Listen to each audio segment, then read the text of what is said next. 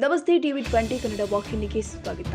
ಬೆಳಗಾವಿ ಗ್ರಾಮೀಣ ಕ್ಷೇತ್ರದಲ್ಲಿ ಸಚಿವ ಲಕ್ಷ್ಮೀ ಹೆಬ್ಬಾಳ್ಕರ್ ರಾಜಕೀಯ ವಿಚಾರ ಮಾತನಾಡಿದ ಸಂಸದ ಜಗದೀಶ್ ಶೆಟ್ಟರ್, ನಾನು ನೀಲಜಿ ಹಿಂದೋಳಿ ಮುತ್ತಗ 3 ಗ್ರಾಮ ಪಂಚಾಯತ್ಗಳ ಬಗ್ಗೆ ಉದಾಹರಣೆ ಕೊಟ್ಟಿರುತ್ತೇನೆ. ಈ ಬಗ್ಗೆ ದಿಸಾ ಮೀಟಿಂಗ್ನಲ್ಲಿ ನಾನು ದಾಖಲೆಗಳನ್ನು ಬಿಡುಗಡೆ ಮಾಡಿರ್ತೀನಿ. ಕಾಮಗಾರಿ ಬಗ್ಗೆ ಮಾರ್ಚ್ 31ರ ಒಳಗಾಗಿ ಆಕ್ಷನ್ ಪ್ಲಾನ್ ರೆಡಿಯಾಗಿ ಎಲ್ಲವೂ ಆಗಿದೆ. ಆದರೆ ಕಾಮಗಾರಿ ಡಿಲೇ ಯಾಕಾಗಿದೆ ಅನ್ನೋದ್ರ ಬಗ್ಗೆ ಉತ್ತರ ಕೊಡ್ಲಿ. ಎಲ್ಲ ದಾಖಲೆಗಳು ಇವೆ. ಪಿಡಿಒ, ಜಿಲ್ಲಾ ಪಂಚಾಯತ್ ಸಿಇಒ, ತಾಲೂಕು ಪಂಚಾಯತ್ ಇಒ ಯಾಕೆ ಲೇಟ್ ಮಾಡಿದ್ರು ಹೇಳಲಿ. ಈವರೆಗೂ ಅದಕ್ಕೆ ಅನುಮೋದನೆ ಕೊಡೋಕೆ ಆಗ್ಲಿಲ್ಲ ಅನ್ನೋದಕ್ಕೂ ಉತ್ತರ ಕೊಡ್ಲಿ ಎಂದಿದ್ದಾರೆ. ಇಡೀ ಗ್ರಾಮೀಣ ಕ್ಷೇತ್ರದ ಬಗ್ಗೆ ನಾನು ಎಲ್ಲಿಯೂ ಕೂಡ ಹೇಳಿಲ್ಲ. ಎಲ್ಲಿ ಅವಶ್ಯಕತೆ ಇದೆಯೋ ಅಲ್ಲಿ ಅದ್ರ ಬಗ್ಗೆ ಹೇಳಿರ್ತೀನಿ. ನರೇಗಾ ಹಣವನ್ನ ನಾನು ಅನುದಾನ ತರುವಂತದ್ದಲ್ಲ. ಕೇಂದ್ರ ಸರ್ಕಾರದ ನರೇಗಾ ಯೋಜನೆ ಮೂಲಕ ಕೋಟ್ಯಾಂತರ ರೂಪಾಯಿ ಅನುದಾನ ಬಿಡುಗಡೆ ಆಗುತ್ತೆ. ಗ್ರಾಮೀಣ ಭಾಗ ಜನರ ಕೈಗೆ ಕೆಲಸ ಕೊಡುವ ಉದ್ದೇಶವನ್ನ ನರೇಗಾ ಹೊಂದಿದೆ. ನರೇಗಾ ಯೋಜನೆ ಅಡಿ ಮೂಲಕ ಮೂಲಭೂತ ಸೌಕರ್ಯಗಳ ಕೊಡುವ ಕೆಲಸ ಆಗುತ್ತೆ. ಗ್ರಾಮದಲ್ಲಿ ಜಾತ್ರೆ, ದೇವಸ್ಥಾನ ಅಂತ ತುರ್ತಾಗಿ ಆಕ್ಷನ್ ಪ್ಲಾನ್ ಮಾಡಿದಾಗ ಎಲ್ಲಿ ತಡವಾಗಿದೆ ಅನ್ನೋದನ್ನ ಲಕ್ಷ್ಮೀ ಹೆಬ್ಬಾಳ್ಕರ್ ಉತ್ತರ ಕೊಡಲಿ ಎಂದಿದ್ದಾರೆ. ನಾನು ಅಭಿವೃದ್ಧಿ ಪರವಾಗಿ ಕೆಲಸ ಮಾಡೋರಿಗೆ ಸ್ವಾಗತ ಮಾಡ್ತೀನಿ, ಅವರ ಜೊತೆಗೂ ಕೈ ಜೋಡಿಸ್ತೀನಿ. ಆದ್ರೆ ಈ ರೀತಿ ಅಸಹನೆ ಬೇಕಾಗಿಲ್ಲ. ಅವರು ಸಹಕಾರ ಕೊಟ್ರೆ ನಾವು ಸಹಕಾರ ಕೊಡಲು ತಯಾರು. ಜನ ಪ್ರತಿನಿಧಿಗಳು ಅಭಿವೃದ್ಧಿ ಪರವಾಗಿ ಕೆಲಸ ಮಾಡಬೇಕು, ಆದಷ್ಟು ಬೇಗ ಕೆಲಸ ಮಾಡಬೇಕು, ಮನಸ್ಸಿರಬೇಕು. ನರೇಗಾ ಯೋಜನೆ ಬಗ್ಗೆ ಅವರಿಗೆ ಅರ್ಥವಾಗಿಲ್ಲ ಅನಿಸುತ್ತೆ. ಈ ಬಗ್ಗೆ ನಾನು ದಾಖಲೆ ಬಿಡುಗಡೆ ಮಾಡ್ತೀನಿ ಅಂತ. ಅಂಬೇಡ್ಕರ್ ಅವರ ಹುಟ್ಟುಹಬ್ಬವನ್ನ ಇವತ್ತು ಇಡೀ ದೇಶದಲ್ಲಿ, ಇಡೀ ನಾಡಿನಲ್ಲಿ ಎಲ್ಲ ವರ್ಗದ ಜನ ಇನ್ವಾಲ್ವ್ ಆಗಿ ಬಹಳ ವಿಜೃಂಭಣೆಯಿಂದ ಇವತ್ತು ಆಚರಣೆ ಮಾಡ್ತಾ ಇದ್ದಾರೆ.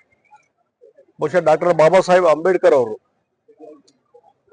ದೇಶಕ್ಕೆ ಕೊಟ್ಟಂತ ಕೊಡುಗೆ ಬಹಳ ಅಪಾರವಾದಂತದ್ದು. ಅದರಲ್ಲಿ ಶೋಷಿತ ಜನಾಂಗದ ಧ್ವನಿಯಾಗಿ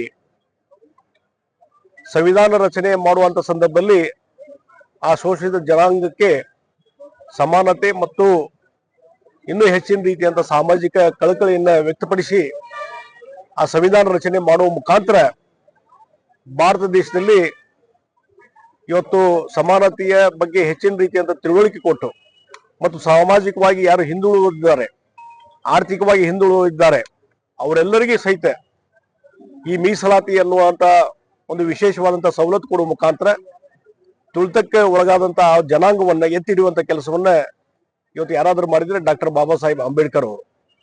ಹೀಗಾಗಿ ಆ ಸಂವಿಧಾನ ಎಷ್ಟು ಪವರ್ಫುಲ್ ಇದೆ ಅಂತಂದ್ರೆ ಇಡೀ ಜಗತ್ತಿಗೆ, ಎಲ್ಲ ದೇಶಗಳಿಗೆ ಒಂದು ಮಾದರಿಯಾದಂತಹ ಸಂವಿಧಾನ. ಹೀಗಾಗಿ ಅಂತ ಒಂದು ಸಂವಿಧಾನದ ಮುಖಾಂತರ ಇವತ್ತೊಬ್ಬ ಸಾಮಾನ್ಯ ಪ್ರಜೆ, ಸಾಮಾನ್ಯ ನಾಗರಿಕೂ ಸಹಿತ ಇವತ್ತು ದೊಡ್ಡ ಹುದ್ದೆಗೆ, ದೊಡ್ಡದಾದಂತಹ ಒಂದು ಸ್ಥಾನಮಾನಕ್ಕೆ ಹೋಗುವಂತ ಅವಕಾಶ ಕಲ್ಪನೆಯಾಗಿದ್ದು ಸಂವಿಧಾನದಿಂದ. ಆ ಶಕ್ತಿ ಅದಕ್ಕಿದೆ. ಇವತ್ತು ರೈಲ್ವೆ ಸ್ಟೇಷನ್ದಲ್ಲಿ ಚಹಾ ಮಾಡುವಂತ ಒಬ್ಬ ಸಾಮಾನ್ಯ ವ್ಯಕ್ತಿ, ಹಿಂದುಳಿದ ವರ್ಗದ ವ್ಯಕ್ತಿ ಆತ ಈ ದೇಶದ ಪ್ರಧಾನಮಂತ್ರಿ ಆಗ್ತಂದ್ರೆ ಅದಕ್ಕೆ ಮೂಲ ಕಾರಣ ನಮ್ಮ ಬಲಾಢ್ಯವಾದಂತ ಗಟ್ಟಿಯಾದಂತ ಸಂವಿಧಾನ ಅನ್ನುವಂಥದ್ದನ್ನ. ಹೀಗಾಗಿ ನರೇಂದ್ರ ಮೋದಿ ಅಂತವರು ಇವತ್ತು ದೇಶದ ಪ್ರಧಾನಮಂತ್ರಿ ಆಗ್ಲಿಕ್ಕೆ ಈ ಸಂವಿಧಾನವೇ ಮೂಲ ಕಾರಣ ಅನ್ನುವಂಥದ್ದನ್ನ ಸ್ಪಷ್ಟವಾಗಿ ಹೇಳ್ತಾ ಇದ್ದೇನೆ. ಅದಕ್ಕಾಗಿ ಆ ಒಂದು ಶಕ್ತಿ ಸಂವಿಧಾನದಲ್ಲಿದೆ. ಅದನ್ನ ಕೊಡುವಂತ ಕೊಡುಗೆಯನ್ನು ಕೊಟ್ಟಂತವ್ರು ಡಾಕ್ಟರ್ ಬಾಬಾ ಸಾಹೇಬ್ ಅಂಬೇಡ್ಕರ್. ಮತ್ತು ಡಾಕ್ಟರ್ ಬಾಬಾ ಸಾಹೇಬ್ ಅಂಬೇಡ್ಕರ್ ಏನೋ ಒಂದು ತತ್ವವನ್ನ, ಒಂದು ಮಾರ್ಗದರ್ಶನ ನಮಗೆ ಮಾಡಿದ್ರು, ಅದನ್ನ ಪ್ರತಿಯೊಬ್ಬರು ಸಹಿತ ಪಾಲನೆ ಮಾಡುವಂತದ್ದು ಬಹಳ ಅವಶ್ಯಕತೆ ಇದೆ. ಮೇಲು ಕೀಳು ಇವೆಲ್ಲ ಹೋಗ್ಬೇಕು, ಅಸ್ಪೃಶ್ಯತೆ ಹೋಗ್ಬೇಕು. ಇನ್ನೂ ಅದ್ರ ಬಗ್ಗೆ ಚರ್ಚೆ ನಡೀತಾ ಇದೆ ಅಂತಂದ್ರೆ ಇದು ಸಮಾಜಕ್ಕೆ ಒಂದು ಕಪ್ಪು ಚುಕ್ಕಿ ಅಂತ ನಾ ಹೇಳ್ತೀನಿ.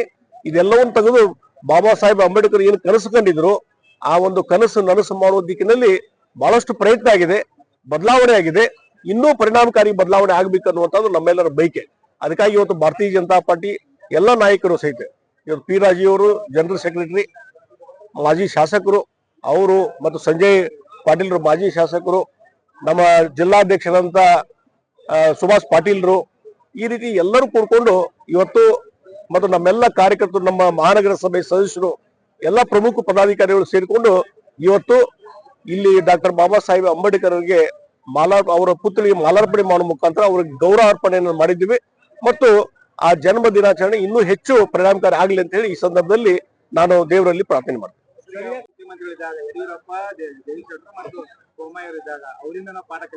ನೋಡಿ, ನಾನು ಒಂದು ಹೇಳ್ತೀನಿ, ಅವತ್ತು ವಿರೋಧ ಪಕ್ಷದ ನಾಯಕರಿದ್ರು, ಅಲ್ಲಿ ಎತ್ತಬೇಕಾಗೈತಲ್ಲ, ಅಸೆಂಬ್ಲಿಯಲ್ಲಿ ಎತ್ತಬೇಕಾಗಿತ್ತಲ್ಲ, ಅವತ್ತು ಟೀಕೆ ಮಾಡದೇ ಇದ್ದಂತವ್ರು ಅವಾಗ ಅವರು ಬೆನಿಫಿಟ್ ತಗೊಂಡಿದ್ದಾರೆ. ಎಲ್ಲಾ ಕ್ಷೇತ್ರಕ್ಕೂ ಬೆನಿಫಿಟ್ ತಗೊಂಡಿದ್ದಾರೆ. ಕಾಂಗ್ರೆಸ್ ಅವರು ಬೆನಿಫಿಟ್ ತಗೊಂಡಿದ್ದಾರೆ, ಎಲ್ಲರೂ ತಗೊಂಡಿದ್ದಾರೆ.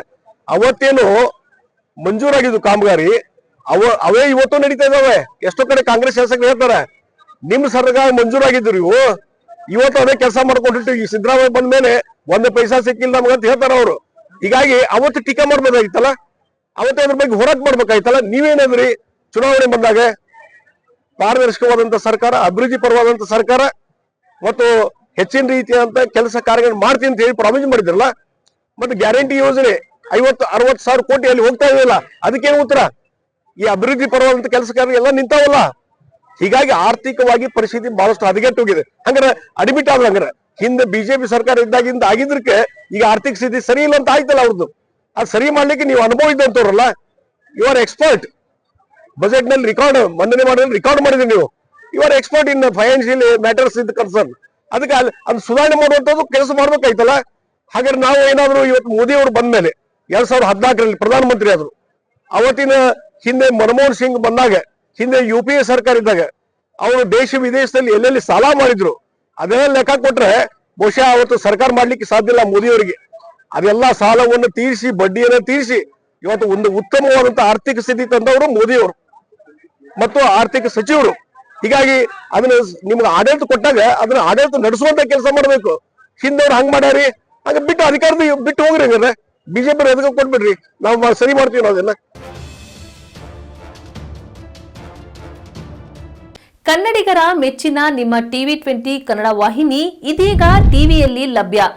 ಕರ್ನಾಟಕ ಮತ್ತು ದೇಶ ವಿದೇಶದ 360 ಡಿಗ್ರಿ ಸುದ್ದಿ ವಿವರವನ್ನ ಪಡೆಯುವುದಕ್ಕೆ TV20 ವಾಹಿನಿಯನ್ನು ಲೈಕ್ ಮಾಡಿ, ವಿಡಿಯೋಗಳನ್ನು ಶೇರ್ ಮಾಡಿ, ಕಮೆಂಟ್ ಮಾಡಿ, ಸಬ್ಸ್ಕ್ರೈಬ್ ಮಾಡಿ. HCN ಕೇಬಲ್ 842 ನಂಬರ್ನಲ್ಲಿ ಹುಕ್ಕೇರಿ ತಾಲೂಕು ಹಾಗೂ ಸಂಕೇಶ್ವರದ ಸುತ್ತಮುತ್ತಲಿನ ಹಳ್ಳಿಗಳಲ್ಲಿ ಲಭ್ಯ. PCN ಕೇಬಲ್ 129 ನಂಬರ್ನಲ್ಲಿ ಹಾರುಗೆರೆ ಸುತ್ತಮುತ್ತಲಿನ ಹಳ್ಳಿಗಳಲ್ಲಿ ಲಭ್ಯ. ರಾಯಬಾಗ್ ಡಿಜಿಟಲ್ ಚಾನೆಲ್ ಕೇಬಲ್ 80ನೇ ನಂಬರ್ನಲ್ಲಿ ರಾಯಬಾಗ ತಾಲೂಕಿನ ಸುತ್ತಮುತ್ತಲಿನ ಹಳ್ಳಿಗಳಲ್ಲಿ ಲಭ್ಯ. UDCN ಕೇಬಲ್ ನೆಟ್ವರ್ಕ್ ಉಗಾರ ಸುತ್ತಮುತ್ತಲಿನ ಹಳ್ಳಿಗಳಲ್ಲಿ ನಿಮ್ಮ TV20 ಕನ್ನಡ ವಾಹಿನಿಯೂ ಲಭ್ಯ.